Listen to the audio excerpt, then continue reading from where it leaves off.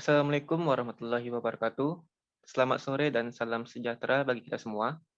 Baiklah, di video kali ini, kami akan mempresentasikan tentang laporan kami yang berjudul Pengembangan Instrumen Tes dan Non-Tes, yang mana ini untuk memenuhi nilai ujian akhir semester mata kuliah evaluasi pembelajaran matematika dengan dosen pengampu yaitu Ibu Lekna Marianti LP, SPD, MPD.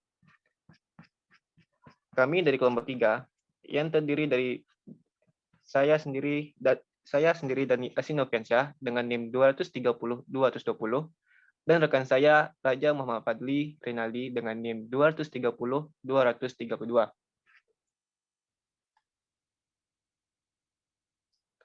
Nah, pengembangan instrumen tes dan non-tes. Pengembangan instrumen tes dan non-tes itu terbagi menjadi dua, yaitu yang pertama pengembangan instrumen evaluasi, yang kedua yaitu analisis kualitas instrumen.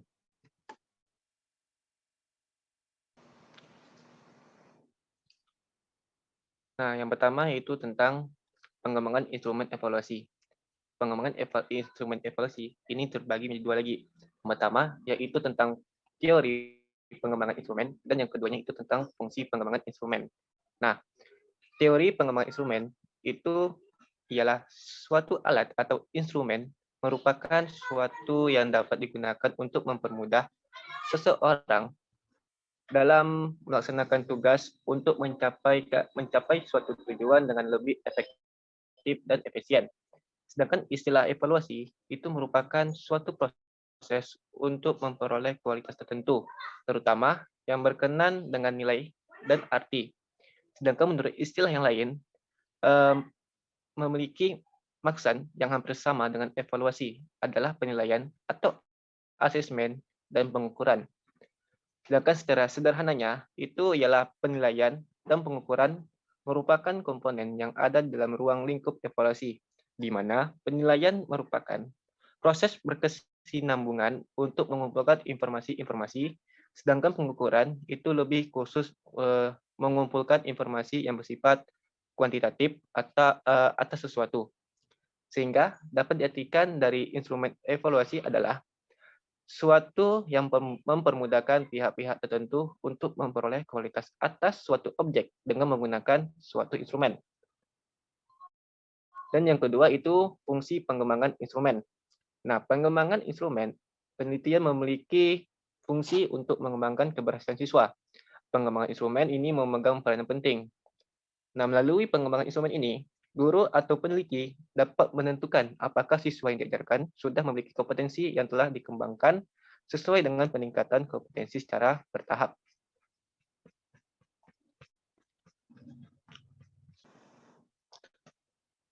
Nah, materi berikutnya yaitu tentang analisis kualitas instrumen. Nah, materi ini terbagi menjadi 6. Yang pertama yaitu tentang validasi logis, yang kedua uji coba instrumen, yang ketiga validitas butir tes dan reliabilitas, yang keempat daya beda, yang kelima indeks kesukaran, yang keenam efektivitas option. Nah, materi ini akan dijelaskan oleh kawan saya, yaitu Raja Muhammad Fadli Rinaldi. Kepadanya saya persilakan. Baik, terima kasih kepada Dani Estri Noviansyah yang telah memberikan saya kesempatan untuk menjelaskan terkait validasi logis.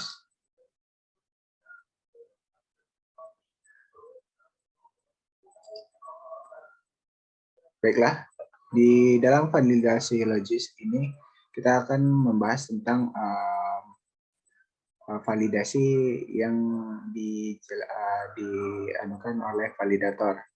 Nah, di dalam validasi logis ini kami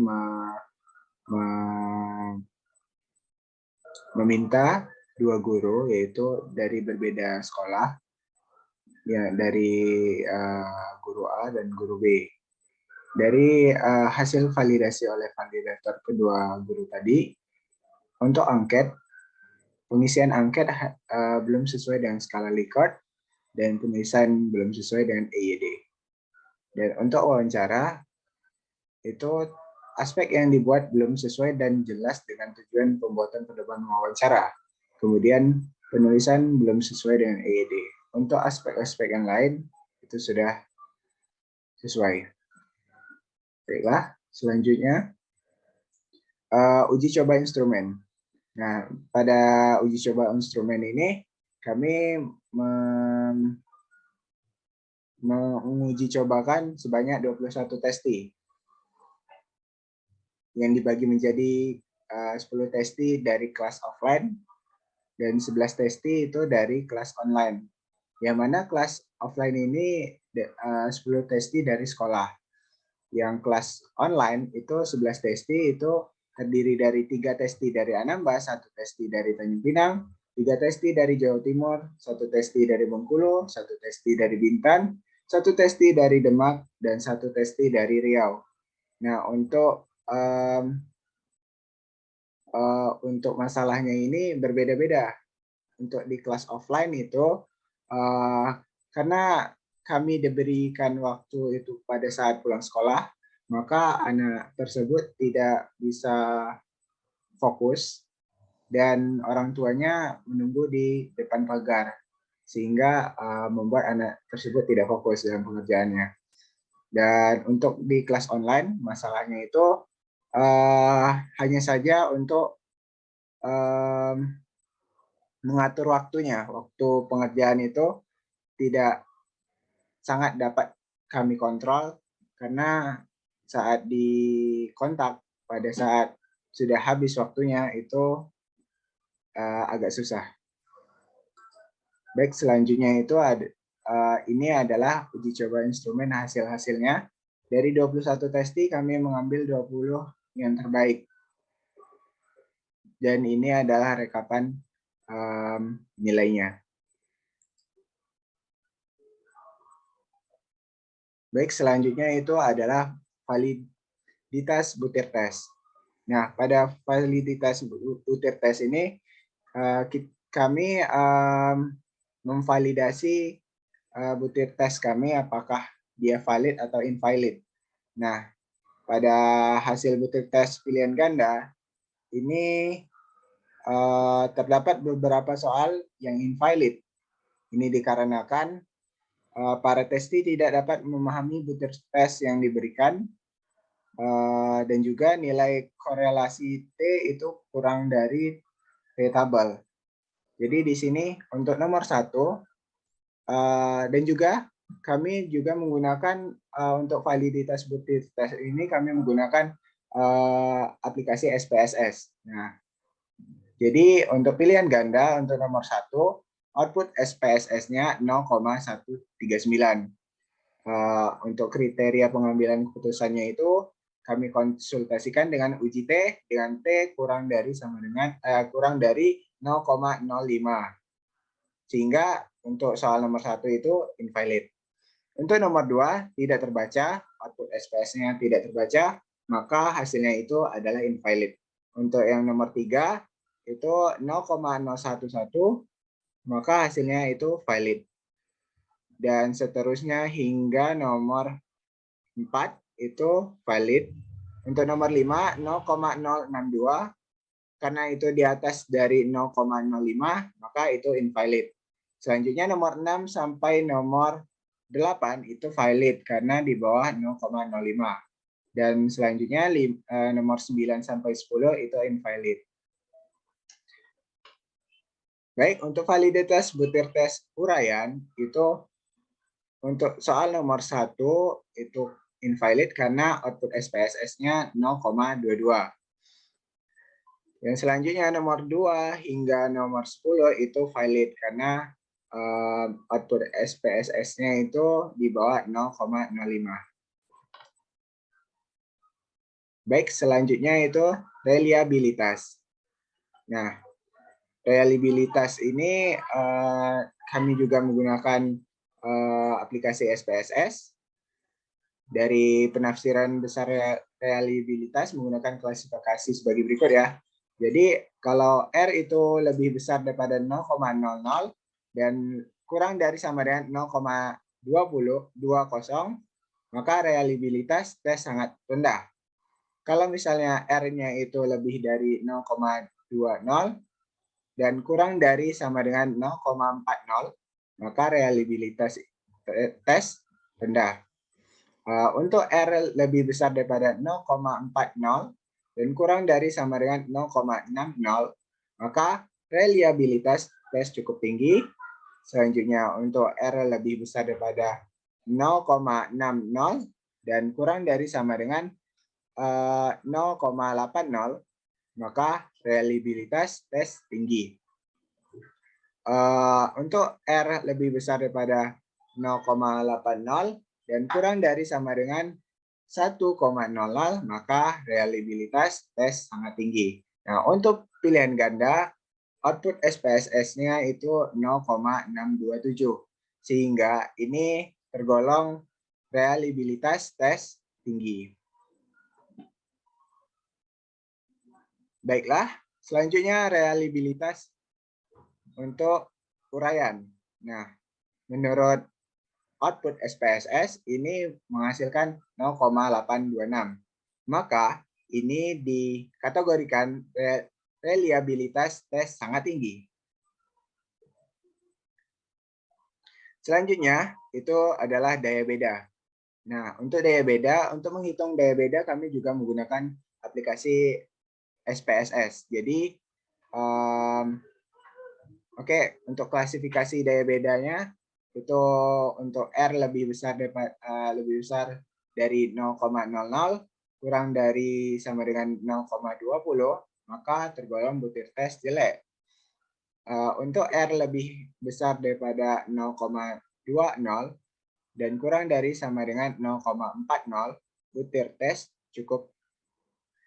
Untuk R lebih besar daripada 0,40 kurang dari sama dengan 0,70, maka butir tes baik. Untuk R lebih besar daripada 0,70 dan kurang dari sama dengan 1,00, maka butir tes baik sekali. Oke, untuk pilihan ganda nomor 1 itu output SPSS-nya adalah 0,343. Maka itu termasuk kriterianya itu konsultasikan dengan tabel indeks daya beda yang di samping ya. Maka itu tergolong cukup. Yang untuk soal nomor 2, karena output SPSS-nya tidak terbaca, maka kami golongkan itu butir tesnya jelek. Untuk soal nomor 3 hingga nomor 5 itu butir tesnya baik. Untuk nomor 6 baik sekali. Untuk nomor 7 hingga 8 itu baik. Dan untuk nomor 9 itu karena output SPSS-nya 0,054, maka itu tergolong jelek. Dan nomor 10 itu baik. Untuk selanjutnya itu uraian. Nah, untuk uraian ini untuk nomor 1 output SPSS-nya 0,286, maka tergolong daya beda tes itu cukup.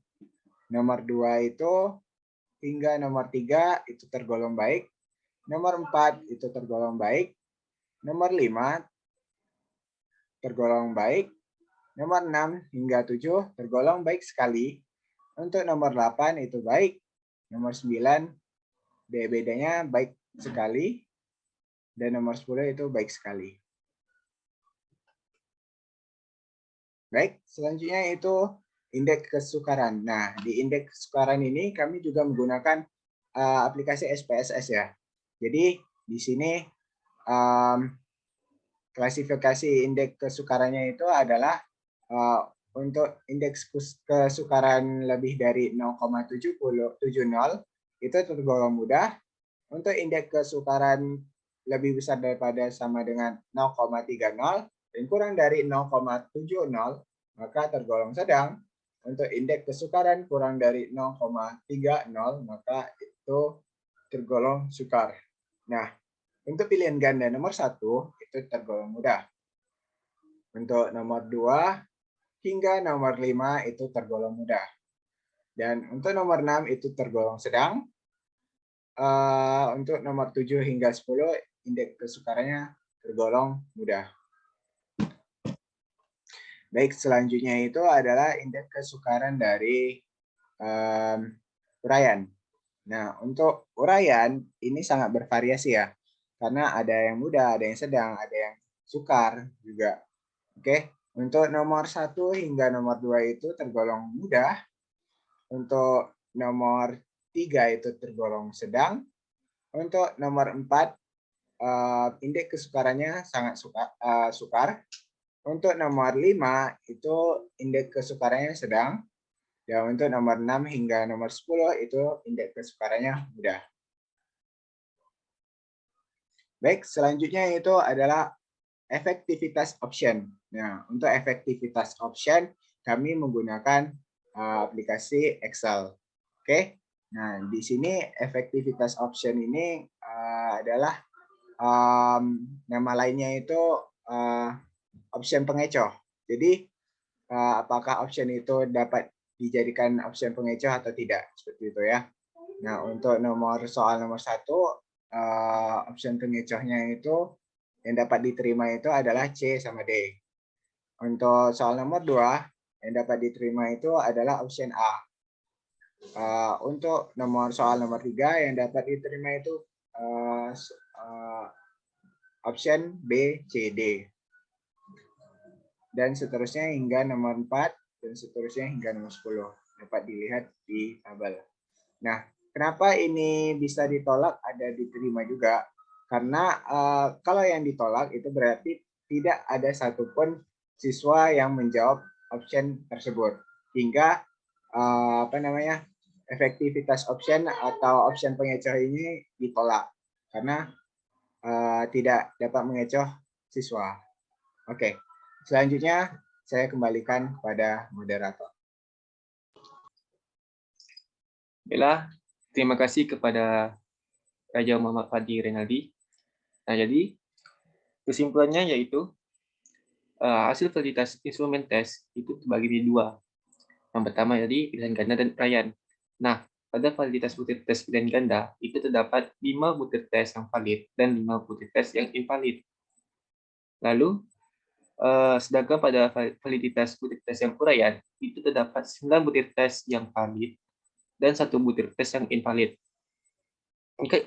Tingkat kesukaran butir tes yang kami buat itu tergolong kategori mudah dikarenakan hasil indeks kesukaran instrumen validitasnya ialah 10 butir tes pilihan ganda tergolong mudah, lalu 7 butir tes uraian tergolong mudah, 2 butir tes uraian tergolong sedang, dan juga 1 butir tes uraian tergolong sukar. Nah, dan yang terakhirnya itu tingkat reliabilitas instrumen yang telah kami buat juga memiliki daya reliabilitas yang sangat tinggi. Nah, baiklah, sekian dari kami. Wabillahi taufiq wal hidayah. Wassalamualaikum warahmatullahi wabarakatuh. Selamat sore dan salam sejahtera bagi kita semua.